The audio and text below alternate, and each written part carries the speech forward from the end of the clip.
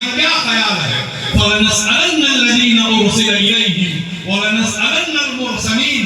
ہم ضرور سوال کریں گے ان تمام لوگوں سے جن کی طرف رسولوں کو بھیجا گیا، اور ہم رسولوں سے بھی سوال کریں گے. اور اللہ رب العزت کا سوال ہر نعمت کے بارے میں ہوگا، چھوٹی نعمت ہو، بڑی نعمت ہو، مادی نعمت ہو، روحانی نعمت ہو، اللہ تعالیٰ کی طرف سے سوال ہوگا. ثم لتسألن يومئذ عن النعيم. اے انسانوں، تم تمام سے تمام نعمتوں کے بارے میں سوال ہوگا. تو پھر اللہ رب العزت اپنے کلام کے بارے میں جو اللہ کی طرف سے عظیم الشان امانت ہے، جو اللہ کی طرف سے انتہائی عظیم الشان نعمت ہے، اللہ تعالیٰ سوال کیوں نہیں کرے گا؟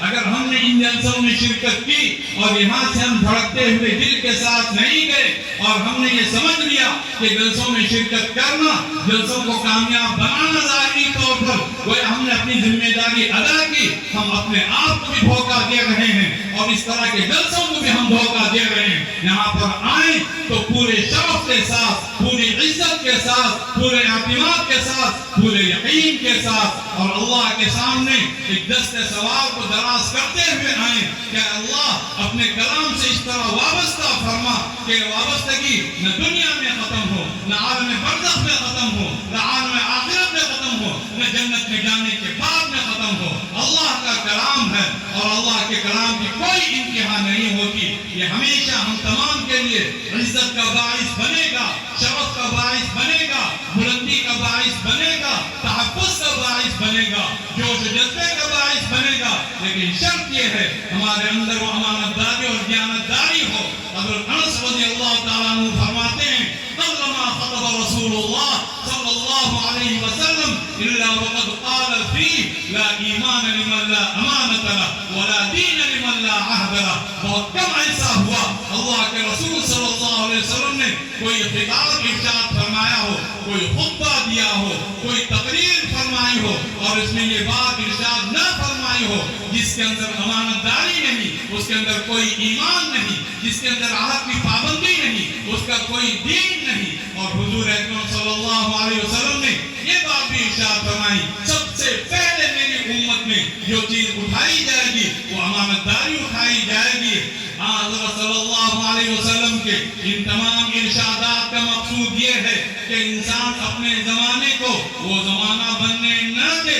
وہ چیز تو پوری ہو کر رہے گی جو آپ صلی اللہ علیہ وسلم نے ارشاد فرمائی، لیکن اس طرح کے ارشادات سے متنبہ کیا جاتا ہے، غافلوں کو بیدار کیا جاتا ہے کہ وہ اپنے زمانے کو وہ زمانہ بننے نہ دے، یا کم سے کم اپنی ذات کو اس طرح بننے نہ دے کہ ہم خائن بن جائیں، ہم اللہ کے کلام کے خائن بن جائیں، ہم اللہ کے رسول صلی اللہ علیہ وسلم کی سنتوں کے خائن بن جائیں، ہم عظمت صحابہ کے خائن بن جائیں. یہ نہیں، یہ سب سے بڑی امانت ہے اور سب سے بڑی نعمت ہے. بلکہ دو نعمتیں ایسی ہیں میرے بھائیوں، میری ماں اور بہنوں، جن نعمتوں کو ہم تمام نعمتوں کے لیے باب الداخلہ قرار دے سکتے ہیں. ان نعمتوں کے ذریعے سے ہم اللہ کی ہر نعمت تک پہنچ سکتے ہیں. ایک نعمت کتاب اللہ کی ہے، ایک نعمت رسول اللہ کی ہے، اور دونوں نعمتوں کے بارے میں اللہ رب العزت کی طرف سے سوال ہوگا.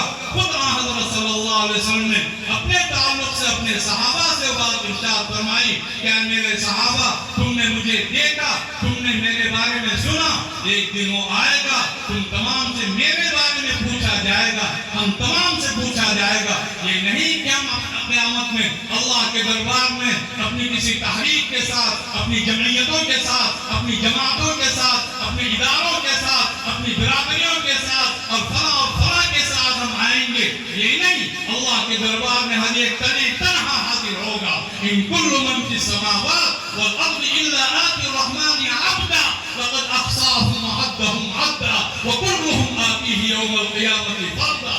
آسمان اور زمین میں جتنے بھی ہیں سب رحمان کے دربار میں بندے بن کر حاضر ہوں گے. اس لیے بندے بن کر حاضر ہوں گے کہ وہ اللہ کے بندے ہیں. اللہ نے ہر ایک کو اپنے احاطے شمار میں لے لیا ہے، ایک ایک کو گن رکھا ہے، اور سب کے سب تنہا اللہ کے دربار میں حاضر ہوں گے. تو اب جب ہمیں اللہ کے دربار میں حاضر کیا جائے گا اس وقت جو اللہ کا بندہ اللہ کے سوالات کا جواب دینے کے لیے تیار رہا اور اس نے سچے جوابات دے دیے، وہ کامیاب ہوا۔ اور اگر ہم خوابوں کی دنیا میں رہ گئے، خیالات کی دنیا میں رہ گئے، اور افسوس کی بات یہ ہے دین کو ہم نے خیالات اور خوابوں کا ایک مرکز بنا رکھا ہے۔ دنیا کے 4 پیسوں کا فائدہ ہو، 10 روپے تک کہیں مل رہے ہوں، بینک کے پیچھے قطار لگ جائے گی اور پسینے میں شرابور ہے، پیسہ مل رہا ہے، اس لیے کہ کچھ ہمیں مادی فائدہ ہو رہا ہے۔ اور جہاں معاملہ اللہ کے دین کا ہے، جہاں معاملہ اللہ کے کلام کا ہے، جہاں معاملہ اللہ کے رسول صلی اللہ علیہ وسلم کی سیرت و سنت کا آتا ہے، تو بعد میں دیکھیں گے، غور کریں گے، اس طرح کے واہیات، پلید، نجس، ناپاک اور غلیظ قسم کے جملے نہ صرف کہ زبان پر چڑھے ہوئے، دلوں کے اندر گھسے ہوئے ہیں۔ ہماری قدر و قیمت اللہ کا دین ہے، ہماری جان کی قیمت اللہ کا دین ہے۔ اللہ کا دین اگر نہ ہو، ہم مکھی اور مچھروں سے بدتر اور دوسرے چیزوں کا نام لینا مناسب نہیں سمجھتے، ہم ان تمام سے بدتر ہیں۔ قل ما يعبأ بكم ربي لولا دعاؤكم، کہیے اے محمد صلی اللہ علیہ وسلم، میرے رب کو تمہاری پرواہی کیا ہو سکتی، تم ہو کون، تمہاری حیثیت کیا ہے؟ اگر تمہاری دعا نہ ہوتی، اگر تمہاری عبادتیں نہ ہوتی، ہماری پوری قیمت اللہ کی عبادت میں پوشیدہ ہے، اللہ سے مانگی جانے والی دعاؤں میں پوشیدہ ہے۔ ہماری قیمت سیرت رسول ہے، ہماری قیمت سنت رسول ہے، ہماری قیمت اللہ کا کلام ہے، ہماری قیمت احادیث رسول ہے، ہماری قیمت اللہ کا دین ہے۔ اگر ہم نے یہ قیمت ادا کی تو پھر ہم اللہ کے دربار میں کامیاب ہو سکتے ہیں، ورنہ خواب تو بہت کچھ دیکھے جاتے ہیں، تمنائیں تو بہت کچھ کی جاتی ہیں۔ انسانی ما تمنا، کہ انسان کو ملے گا جس نے اس نے تمنا کی، فللہ الآخرۃ والأولیٰ، آخرت اللہ کی، دنیا اللہ کی، تمنائیں اللہ سے کی جائیں، لیکن اللہ نے جو امانت داری، جو امانت ہم پر عائد کی ہے، ان امانتوں کو ادا کر کے پھر اللہ سے تمنائیں کی جائیں۔ یہ نہ ہو کہ آدمی روز شریعت کو قتل کرے، روز سنتوں کو ذبح کرے، روز الٹے سیدھے کام کرے، روز خیانت کے اندر مبتلا ہے، روز حرام کمائے اور یہ کہے کہ کون دیکھتا ہے سب چلتا ہے، جس طرح کے محفوظ جملے زبان پر چڑھے ہوئے، پھر اللہ پر امیدیں باندھے، تو ایسی امید رکھنے والے کو حضرت صلی اللہ علیہ وسلم نے عاجز فرمایا، نکما، ناکارہ، نالائق، جو کسی مصرف کا نہیں، الکیس من دان نفسہ وعمل لما بعد الموت والعاجز من اتبع نفسہ ہواها وتمنى على اللہ۔ عقل مند انسان، دانش مند انسان وہ ہے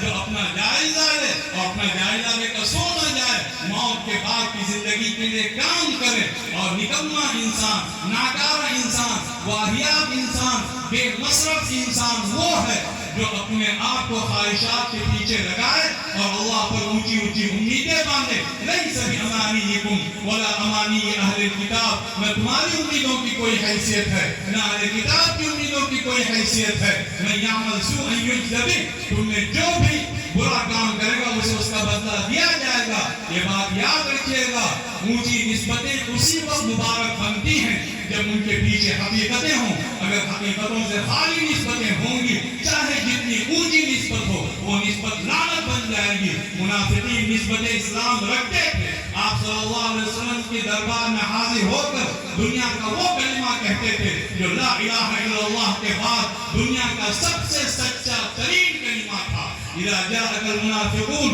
قالوا نشهد انك لرسول الله والله يعلم انك لرسوله والله يشهد ان المنافقين لكاذبون۔ اے محمد صلی اللہ علیہ وسلم، آپ کے بعد جب منافق آتے ہیں تو یہ کہتے ہیں کہ ہم گواہی دیتے ہیں کہ آپ اللہ کے رسول ہیں۔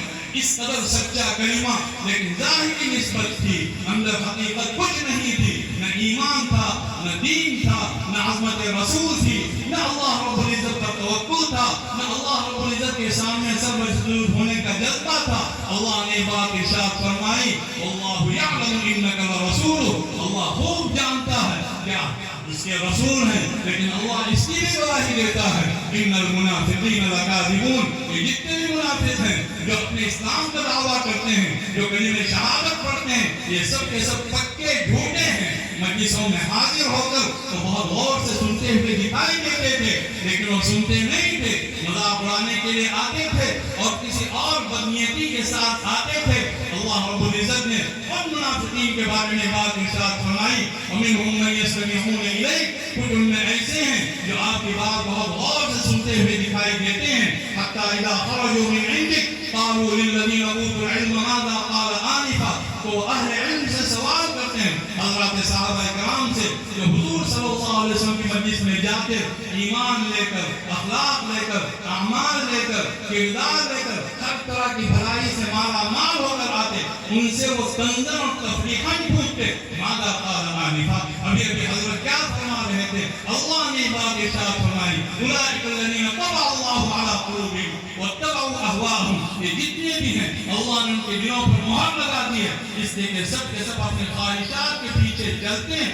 والذین اہتدوا، پھر ان صحابہ کرام کے بارے میں جو حضرت صلی اللہ علیہ وسلم کا انتخاب ہے اور اللہ تعالیٰ نے جن کو منتخب کیا اور جن کے بارے میں اللہ نے بات ارشاد فرمائی وَأَلْزَمَهُمْ كَلِمَةَ التَّقْوَى وَكَانُوا أَحَقَّ بِهَا وَأَهْلَهَا، اللہ نے ان کو تقوی کے کلمے پر کاربند رکھا اور وہ کلمہ ان پر نقش کر دیا، ان پر چسپاں کر دیا، اس کے ساتھ ان کو اس طرح جوڑ دیا کہ تقوی کا کلمہ لا الہ الا اللہ محمد رسول اللہ اور صحابہ کرام کو الگ کر کے دیکھا نہیں جائے گا۔ جب بھی حضرات صحابہ کا تذکرہ ہوگا کلمہ طیبہ لا الہ الا اللہ محمد رسول اللہ کی دل نواز داستانیں سنائی جائیں گی، اور جب بھی کلمہ طیبہ لا الہ الا اللہ محمد رسول اللہ کا تذکرہ ہوگا ان صحابہ کرام کی قربانیوں کو یاد کیا جائے گا جو اس کلمے کے لیے انہوں نے اپنا سب کچھ تج دیا، ان کے بارے میں اللہ نے بات ارشاد فرمائی والذین اہتدوا زادہم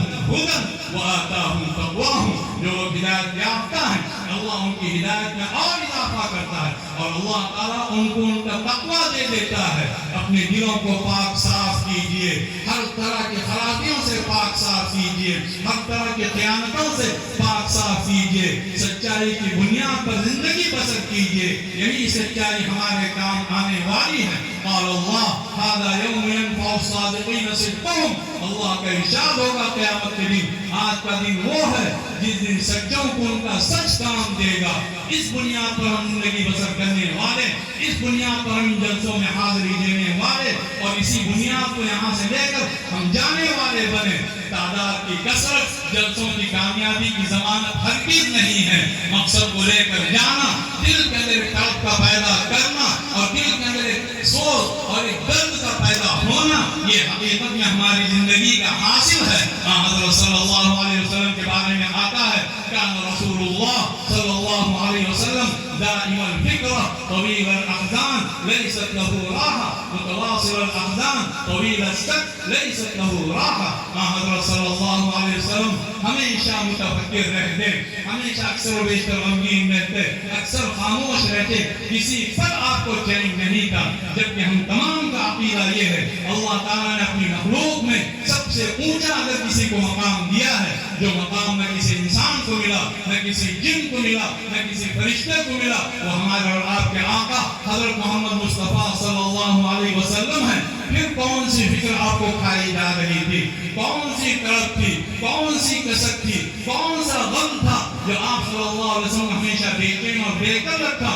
یہ امت کا غم، امت کا درد، اس طرح کی کیفیت پیدا کی جائے اور امت کے درد سے پہلے خود اپنے تعلق سے انسان کچھ درد پیدا کرے، میں کون تھا، میں کیا تھا، اللہ نے مجھے کتنی بڑی نعمت کی تھی، اللہ نے اپنی کتاب دی، اللہ نے اپنے رسول صلی اللہ علیہ وسلم کی سنت دی، اللہ رب العزت نے مجھے مسلمان بنایا، دین اسلام کی نعمت عطا فرمائی، اس کے باوجود میں اتنا قریب ہو گیا ہوں، میں اتنا خبیث ہو گیا ہوں، میں اتنا گندا ہو گیا ہوں کہ ہر طرح کے الٹے سیدھے کاموں کے اندر میں ملوث پایا جاتا ہوں۔ وَكَيْفَ تَكْفُرُونَ وَكَيْفَ تَكْفُرُونَ وَكَيْفَ تَكْفُرُونَ وَأَنْتُمْ تُتْلَى عَلَيْكُمْ آيَاتُ اللَّهِ وَفِيكُمْ رَسُولُهُ وَمَنْ يَعْتَصِمْ بِاللَّهِ فَقَدْ هُدِيَ إِلَى صِرَاطٍ مُسْتَقِيمٍ۔ تم کیسے کفر کر سکتے ہو جبکہ تمہارے سامنے اللہ رب العزت کی آیات تلاوت کی جاتی ہیں اور تمہارے درمیان اللہ کے رسول موجود ہیں، اور اللہ کے رسول موجود ہونے کا مطلب آپ کی سیرت موجود ہے،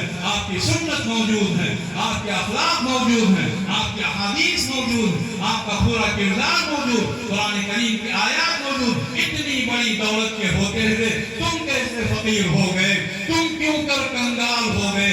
اللہ رب العزت کی طرف سے اس پر تعجب کروایا جا رہا ہے۔ اس دولت کی حفاظت کیجئے، اس دولت کی جان سے بڑھ کر حفاظت کیجئے، اپنے دین کی حفاظت کیجئے، اپنے ایمان کی حفاظت کیجئے، اپنے قرآن کی حفاظت کیجئے، رسول اکرم صلی اللہ علیہ وسلم کی سیرت و سنت کی حفاظت کیجئے، اپنے عمل کے ذریعے سے، اپنے کردار کے ذریعے سے، اپنے جوش و جذبے کے ذریعے سے، اپنے اولاد کی تربیت کے ذریعے سے، اپنے گھرانوں کو سجانے اور سنوارنے کے لحاظ سے ہمیں بہرحال کام کرنا ہے۔ جس طرح کی بات کہی گئی وہ قُلِ اعْمَلُوا، کہیے اے محمد صلی اللہ علیہ وسلم کام کرو۔ منافقین دعوے کرتے تھے، یہاں دعووں کا مزاج بنانے سے روکا گیا ہے، کام کیا جائے۔ فَمَنْ كَانَ يَرْجُو لِقَاءَ رَبِّهِ فَلْيَعْمَلْ عَمَلًا صَالِحًا، تم میں سے جو بھی اپنے رب سے ملاقات کا متمنی ہے، آرزو مند ہے، امیدوار ہے، باعزت ملاقات کا اگر کوئی امیدوار ہے، اسے چاہیے کہ اچھے کام کرے، ایسے خوابوں اور خیالات کی زندگی بسر نہ کرے۔ وَلَا يُشْرِكْ بِعِبَادَةِ رَبِّهِ أَحَدًا، اور اپنے رب کی عبادت میں تو کسی کو شریک نہ کرے۔ مجلس قرآن ہے، اللہ کے کلام کی عظمت کو ہم لے کر جانے والے بنے اور ہم واقعتاً اللہ والے بنے۔ اللہ نے کلام اتارا ہے اپنے دین کو محفوظ رکھنے کے لیے، اللہ نے کلام اتارا ہے ہماری اپنی حفاظت کے لیے۔ قُلْ نَزَّلَهُ رُوحُ الْقُدُسُ مِنْ رَبِّكَ لِيُثَبِّتَ الَّذِينَ آمَنُوا وَهُدًى وَبُشْرَىٰ لِلْمُسْلِمِينَ، کہیے اے محمد صلی اللہ علیہ وسلم اللہ کے مقدس فرشتے نے اس کلام کو اتارا تاکہ اہل ایمان کو ثابت قدمی بخشی جائے۔ جس طرح کے حالات ہیں ان حالات میں بھی، اور کلام الہی حالات کا پابند نہیں، اللہ کا تقویٰ حالات کا پابند نہیں، ہر حالت میں ہر کیفیت میں اللہ کے کلام سے وابستہ ہونا ہے۔ اور خاص طور پر اس طرح کے حالات میں حضرات انبیاء علیہ السلام کے قصے پڑھے جائیں، حضرات رسول کرام کے رسول اعظام کے قصے پڑھے جائیں، اور اس کے ذریعے سے ایک ہمت پیدا کی جائے، ایک حوصلہ پیدا کیا جائے۔ اللہ کا کوئی نبی بزدل نہیں تھا، اللہ کا کوئی رسول حالات سے فرائض اختیار کرنے والا نہیں تھا۔ وَكُلًّا نَقُصُّ عَلَيْكَ مِنْ أَنْبَاءِ الرُّسُلِ مَا نُثَبِّتُ بِهِ فُؤَادَكَ وَجَاءَكَ فِي هَٰذِهِ الْحَقُّ وَمَوْعِظَةٌ وَذِكْرَىٰ لِلْمُؤْمِنِينَ، کہ جو رسولوں کے واقعات اے محمد صلی اللہ علیہ وسلم ہم آپ کے سامنے جو بیان کرتے ہیں اس لیے بیان کریں تاکہ آپ کے دل کو اور مضبوطی فراہم کریں۔ اور اس کلام میں حق بھی آ چکا، نصیحت بھی آ چکی، واعظ بھی آ چکا، سب کچھ آ چکا۔ اور جو لوگ ایمان والے نہیں ہیں ان سے کہہ دیا جائے کہ تم جو بھی کرنا چاہو کرو، کام ہم کریں گے اور صحیح کام کر کے ہم دکھائیں گے۔ اور اللہ کے متوکل بندے ہمیشہ اللہ ہی پر بھروسہ رکھتے ہیں۔ ہم دنیا کے اندر آئے ہیں امن کے لیے، ہم دنیا کے اندر آئے ہیں توحید کے لیے، ہم دنیا کے اندر آئے ہیں ایک اللہ کی عبادت کرنے اور کروانے کے لیے۔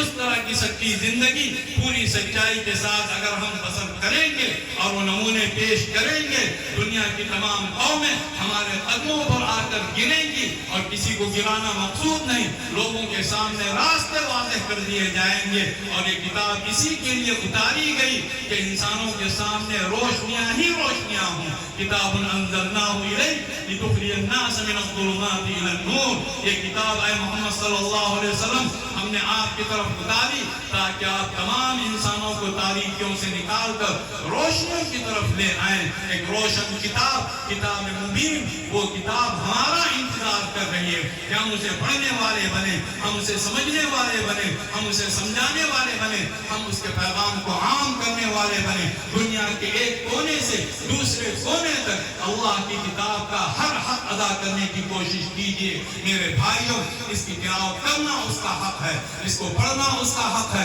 اس کے پیغام کو عام کرنا اس کا حق ہے، اسے سمجھنا اس کا حق ہے، اور سب سے بڑھ کر اس کو اپنی عملی زندگی میں لانا اس کا حق ہے، اور اس کتاب سے بے پناہ محبت کرنا اس کا حق ہے، اور اس کتاب کو تمام اقوام تک پہنچانا یہ اس کا حق ہے۔ وَأُوحِیَ إِلَیَّ هَٰذَا الْقُرْآنُ لِأُنذِرَکُم بِهِ وَمَن بَلَغَ، میری طرف یہ قرآن وحی کیا گیا ہے تاکہ اس کے ذریعے سے میں تمہیں بھی ڈراؤں اور اللہ کا کلام جس جس تک پہنچے میں سب کو ڈراتا چلا جاؤں۔ یہ جو دستار حفظ ہے میں اپنے عزیز بچوں سے کہتا ہوں، آج وہ حافظ قرآن بنے ہوئے ہیں، اللہ کے فضل و کرم سے وہ اس کا عہد کریں، ہم عالم دین بھی بنیں گے، ہم اللہ کی کتاب کو سنبھالنے والے۔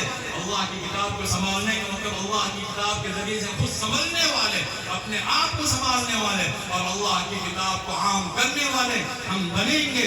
اور اسی وقت جو قرآن کریم کے تعلق سے جو فضائل آتے ہیں اس کے لیے صاحب قرآن کا لفظ بیان کیا کہ جو قرآن کریم کے ساتھ رہتا ہو، اسے پڑھتا ہو، اسے بہت پڑھتا ہو، اسے اچھے انداز سے پڑھتا ہو، اسے بہت یاد کرتا ہو، اس پر عمل کرتا ہو، اس کی دعوت دیتا ہو، اس کے لیے دن میں بھوکا پیاسا رہتا ہو اور رات میں اللہ کی عبادت کے لیے کھڑا ہوتا ہو، اس کے تعلق سے وہ بات کہی گئی ہے کہ یقال لصاحب القرآن اقرأ ورتل كما كنت ترتل في الدنيا، اقرأ وارتقي ورتل كما كنت ترتل في الدنيا فإن منزلتك عند آخر آية تقرأها، پڑھتا جا، جنت کے درجات طے کرتا جا اور بڑی موضوعیت کے ساتھ اچھے انداز سے اسے پڑھ اور تیرا مقام وہ آخری آیت ہوگی جسے تو پڑھے گا۔ اور جنت کے درجات ایک منزلہ دو منزلہ عمارتیں نہیں ہیں، جنت کے درجات اتنے بلند ہیں، ایک ادنا درجے کا جنتی اعلیٰ درجے کے جنتی کو اس طرح دیکھے گا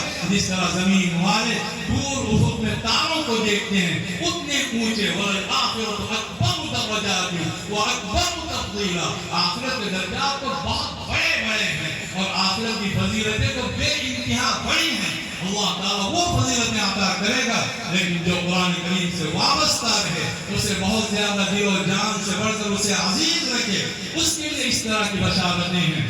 اور پھر حدیث پاک میں مشہور حدیث سنائی جاتی ہے کہ جو قرآن کریم کا حافظ ہوتا ہے اس کے ماں باپ کو تاج پہنایا جاتا ہے۔ اس سے بڑھ کر صحیح روایت یہ ہے کہ جو قرآن کریم کا حافظ یا قرآن کریم کا صاحب ہوتا ہے، اللہ کے کلام سے وابستہ ہو جاتا ہے، خود اسے وہ تاج پہنایا جائے گا اور اس کے ماں باپ کو جوڑا پہنایا جائے گا جس کے سامنے دنیا کی ہر چیز ہیٹ ہوگی۔ اس کے داہنے ہاتھ میں الخلد دوام کو دیا جائے گا، اس کے بائیں ہاتھ میں بادشاہت کو دیا جائے گا اور اس کے ماں باپ پوچھیں گے کہ اے پروردگار ہمارا اعزاز کیوں؟ اس کے جواب میں ارشاد ہوگا کہ تعلیم ولدکم القرآن، تمہارے بیٹے کے قرآن کریم کے تعلیم پانے کی وجہ سے یا تمہارے بیٹے کے قرآن کریم کی تعلیم دینے کی وجہ سے۔ اور پھر خود اس شخص سے کہا جائے گا، قرآن کریم اس سے مخاطب ہو کر کہے گا میں تو وہ ہوں جس نے تمہیں گرمی کی دوپہر میں پیاسا رکھا، میں تو وہ ہوں جس نے تمہیں راتوں میں بیدار رکھا۔ گویا قرآن کریم کا تقاضا یہ ہے، قرآن کریم کا مطالبہ یہ ہے، آدمی دن میں اللہ کے کلام کو لے کر محنت کرنے والا، مشقت برداشت کرنے والا، بندگان خدا تک پہنچنے والا اور اللہ کے کلام سے ان کو آشنا کرنے والا اور اللہ کے کلام کی نورانیت کو عام کرنے والا بنے۔ اور وہی شخص راتوں میں کھڑا ہو کر اللہ کی عبادت کرنے والا، اللہ کے کلام کو پڑھنے والا بنے۔ عام طور سے ہم کہتے ہیں قُلْ هَلْ يَسْتَوِي الَّذِينَ يَعْلَمُونَ وَالَّذِينَ لَا يَعْلَمُونَ، قرآن کریم کی آیت کا ایک ٹکڑا ہے۔ کہیے اے محمد صلی اللہ علیہ وسلم وہ لوگ جو جانتے ہیں اور وہ لوگ جو نہیں جانتے ہیں دونوں برابر ہو سکتے ہیں، لیکن جاننے والے کون ہیں، نہ جاننے والے کون ہیں؟ پوری آیت اوپر سے پڑھ کے چلے آئیں تو معلوم ہوگا کہ الذین یعلمون کون ہیں اور الذین لا یعلمون کون ہیں۔ امن هو قانت آناء الليل ساجدا وقائما يحذر الآخرة ويرجو رحمة ربه قل هل يستوي الذين يعلمون والذين لا يعلمون انما يتذكر اولو الالباب۔ بھلا وہ شخص جو راتوں کی ساعتوں میں، راتوں کی گھڑیوں میں وہ اللہ رب العزت کے دربار میں کھڑا ہوتا ہے اور کبھی وہ سجدے میں ہوتا ہے، کبھی وہ حالت قیام میں ہوتا ہے، آخرت کا خوف رکھتا ہے، اپنے رب سے رحمت کی امید رکھتا ہے، جس کی یہ کیفیت ہوگی وہ جاننے والا ہے اور جس کی یہ کیفیت نہیں ہوگی وہ جاننے والا ہو کر بھی نہ جاننے والوں کی طرح ہے۔ اللہ تعالیٰ نے علم کے ساتھ عمل کو جوڑا ہے، اللہ تعالیٰ نے علم کے ساتھ اخلاق کو جوڑا ہے، اللہ تعالیٰ نے علم کے ساتھ دیانتداری کو جوڑا ہے، اللہ تعالیٰ نے علم کے ساتھ تقوی کو جوڑا ہے، بلکہ تقوی کو بنیاد بنایا ہے کہ علم اس کے ذریعے سے آدمی جان سکتا ہے میرے علم میں کتنا اضافہ ہوا۔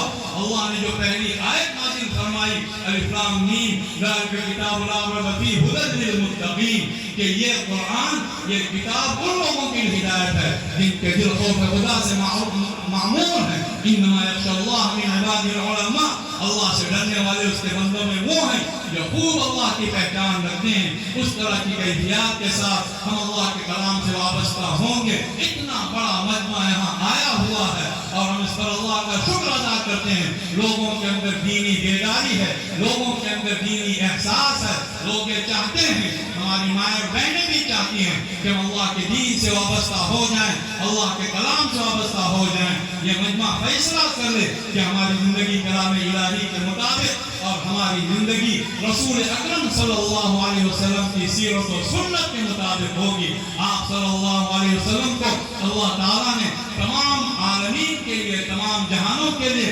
رحمت بنا کر بھیجا۔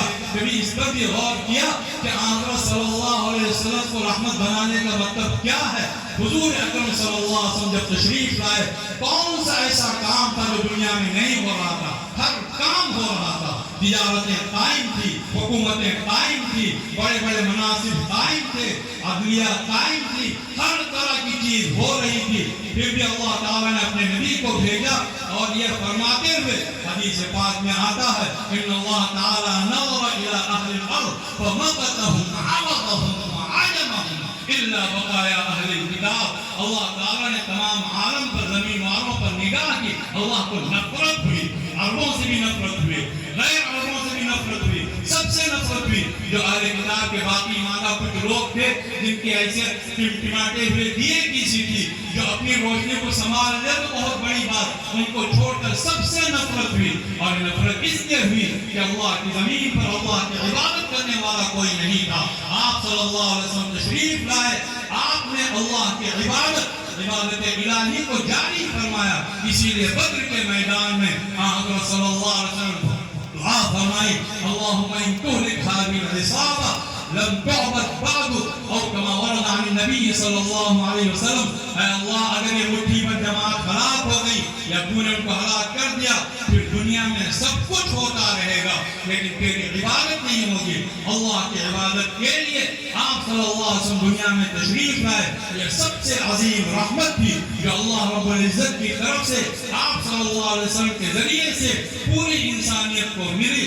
انسان اللہ سے وابستہ ہو گیا۔ وما ارسلنا من قبلک من رسول الا نوحی الیہ انہ لا الہ الا انا فاعبدون۔ اے محمد صلی اللہ علیہ وسلم، ہم نے آپ سے پہلے جتنے بھی رسولوں کو بھیجا سب کی طرف یہ بات وحی کرتے رہے کہ اس کا اعلان کیا جائے میرے علاوہ کوئی معبود نہیں، بندگی میری ہوگی، عبادت میری ہوگی، پرستش میری ہوگی، پوجا میری ہوگی، میرے نظام پر چلا جائے گا۔ حضرت آدم علیہ السلام سے لے کر حضرت صلی اللہ علیہ وسلم تک یہ ایک بنیادی پیغام دے کر اللہ تعالیٰ نے اپنے آخری رسول اور اپنے تمام رسولوں کو، تمام انبیاء کو بھیجا۔ آپ صلی اللہ علیہ وسلم کی طرف سے بہت بڑی رحمت یہ بھی ہوئی کہ تمام انسانوں کو ایک صف میں کھڑا کیا گیا۔ یا ایھا الناس ہم کہتے ہیں، قرآن کریم میں فمن شاء اتخذ الی ربہ مآبا پڑھتے ہیں، لفظ فمن، فا، میم اور نون، اس کی قدر و قیمت جاننے کے لیے وہ دور دیکھا جائے، چھٹی صدی مسیحی کا دور۔ اس وقت کیا تھا دنیا کے اندر؟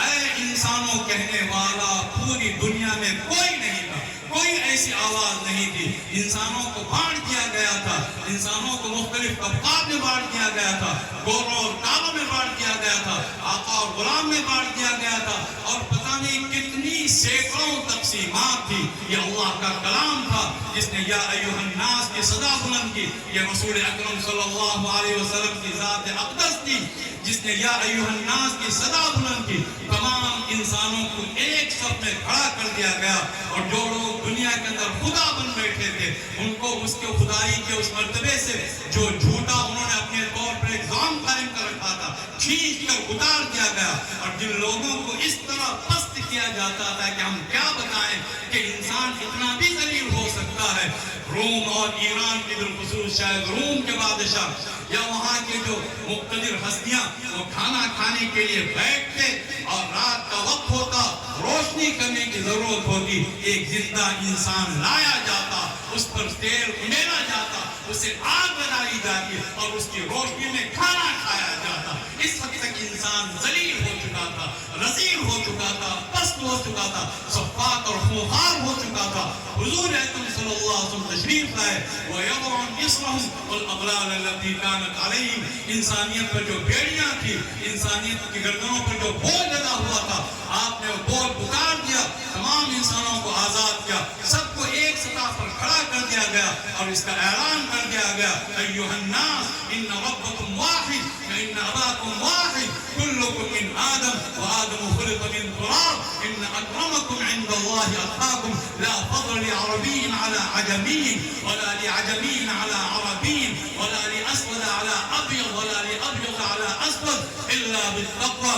اے انسانوں، ہمارا رب ایک ہے، تمہارے باپ ایک ہیں، تم سب کے سب آدم کے اولاد ہو اور آدم کو مٹی سے بنایا گیا تھا. اور یہ بات جان لو، تم میں سب سے زیادہ باعزت اللہ کے نزدیک وہ ہے جو سب سے زیادہ اللہ کا خوف اپنے دل میں رکھتا ہو. کسی عربی کو کسی غیر عربی پر، کسی غیر عربی کو کسی عربی پر کوئی فضیلت نہیں. نہ کالے کو گورے پر ہے، نہ گورے کو کالے پر ہے، مگر تقوی کے ذریعے سے، خوف خدا کے ذریعے سے، اللہ کے دین کو اختیار کرنے کے ذریعے سے. اور تقوی دل کے اندر ہوتا ہے. اس طرح کے اعلانات کے ذریعے سے تمام انسانوں کو ایک صف میں کھڑا کر دیا گیا. یہ آن حضرت صلی اللہ علیہ وسلم کے ذریعے سے ملنے والی دوسری عظیم الشان رحمت تھی. اور تیسری جو بنیادی رحمت ملی وہ تمام کام جن کاموں کے کرنے کے لیے رسولوں کو بھیجنے کی ضرورت نہیں تھی، نبیوں کو بھیجنے کی ضرورت نہیں تھی. رسول نبی بھیجے جاتے، انسان کاروبار کرتا، انسان سوتا جاگتا، انسان شادی کرتا، انسان بیوی بچوں سے پیار کرتا، انسان کھاتا پیتا، اور سارے کام جو انسان اپنے انسان ہونے کی حیثیت سے کرنے پر ایک لحاظ سے مجبور ہیں، وہ سب جائز کام حضور اکرم صلی اللہ علیہ وسلم کیا تشریف لائے، ہر کام عبادت بن گیا، ہر جائز کام عبادت بن گیا. اپنی سنت کی نیت سے، سیرت رسول صلی اللہ علیہ وسلم کی پیروی کی نیت سے یہ کام کرے گا. اس کا سونا عبادت، اس کا جاگنا عبادت، اس کا کھانا عبادت، اس کا پینا عبادت. زندگی کا ایک لمحہ، ایک وقفہ، ایک سیکنڈ بھی عبادت کے بغیر وہ نہیں گزارتا. اس حد تک جو اپنی زندگی کو مبارک بنا سکتا ہے. حضور اکرم صلی اللہ علیہ وسلم نے آخری درجے کی مثال یہ بھی ارشاد فرمائی کہ تم اگر اپنی بیوی سے صنفی تعلق قائم کرتے ہو وہ بھی تمہارے لیے باعث ثواب ہے. اس حد تک اللہ کے رسول صلی اللہ علیہ وسلم کی آمد کے ذریعے سے دنیا کو ایمان ملا، دنیا کو ذوق عبادت ملا، انسان کا ہر کام ثواب کا کام بن گیا. تمام انسانوں کو ایک صف میں کھڑا کر دیا گیا. آج اسی پیغام کی ضرورت ہے. ہم جائیں، ہم دوسروں کے پاس بھی جائیں، ہم اپنوں کے پاس بھی جائیں. برادریوں کے جو رسمیں ہیں غلیظ اور ملعون قسم کے، ان رسموں کی زنجیروں کو توڑ دیں ہمیشہ کے لیے. برادریاں صرف دو ہی بنیادوں پر ہیں. ایک تو یہ کہ ان کے ساتھ سچی محبت کی جائے، دوسرے کہ ان کے ساتھ احسان کیا جائے. وَلَا تَعْرِفَ لَهُمَا. اس کے علاوہ کوئی اور چیز نہیں. شادی بیاہ میں برادری کے اصول، مدنی جینے میں برادری کے اصول، ان تمام اصولوں کو اپنے قدموں تلے اس طرح پامال کر دیں کہ وہ ہمیشہ کے لیے غائب ہو جائیں. چلے گی تو خدا کی شریعت چلے گی، چلے گا تو اللہ کا کلام چلے گا. اس کی بنیاد پر ہم زندگی بسر کرنے والے بنے. آج ہمارا حال یہ ہے کہ ہمارے جتنے بھی انفرادی اعمال ہیں ان میں ہم اپنے خواہش نفس کو پیش نظر رکھتے ہیں، اور ہمارے جتنے بھی اجتماعی اعمال ہیں اس میں اس میدان کے تقاضوں کو ہم دیکھتے ہیں. کوئی شادی کرنا تو شادی بیاہ کے تقاضے کیا ہیں، کوئی سیاست میں آنا چاہ رہا تو سیاست کے تقاضے کیا ہیں، کوئی تجارت میں آنا چاہ رہا تو تجارت کے تقاضے کیا ہیں. ان تمام ملعون قسم کے اصولوں کو چھوڑ دیجئے. ہم تجارت کریں گے تو دیکھیں گے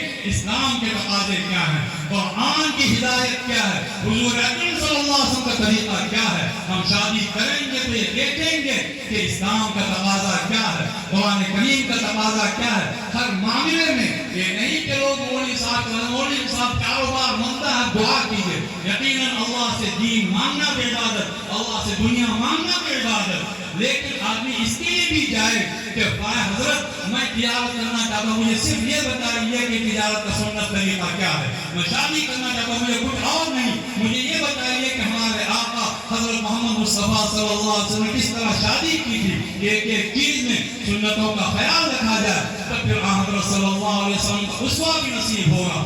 آپ صلی اللہ علیہ وسلم کے ذریعے سے اللہ نے جو رحمت عام کی تھی وہ رحمت بھی نصیب ہوگی، اور ہم غیروں کے لیے ایک مثال بن جائیں گے، اور ہمیں وہ مثال قائم کرنی ہے، ہر ایک کے ساتھ حسن سلوک کرنا، جو ہمارا پڑوسی، چاہے وہ مسلمان پڑوسی ہو،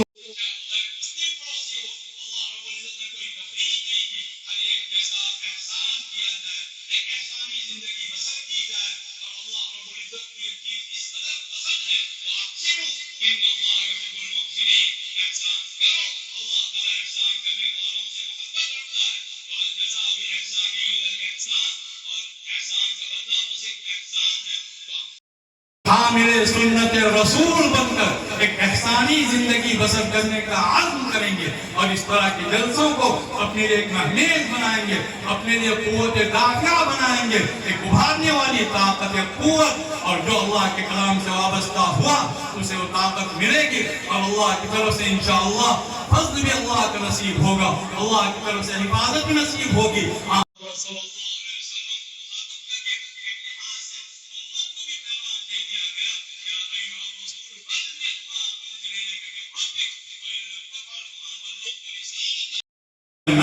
اے رسول، آپ کے رب کی طرف سے جو